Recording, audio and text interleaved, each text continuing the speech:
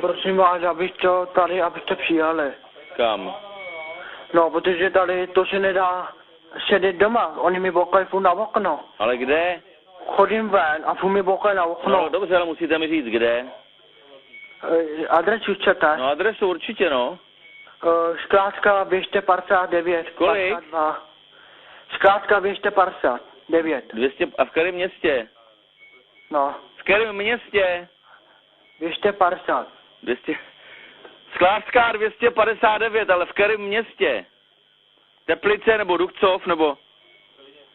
Haló? No, prosím vás. Prosím vás, město bych potřeboval vědět. No, 259, 52. Sklářská 259, jo? No. Ale který město? No, tady to máme na baráku, no. 259, 52.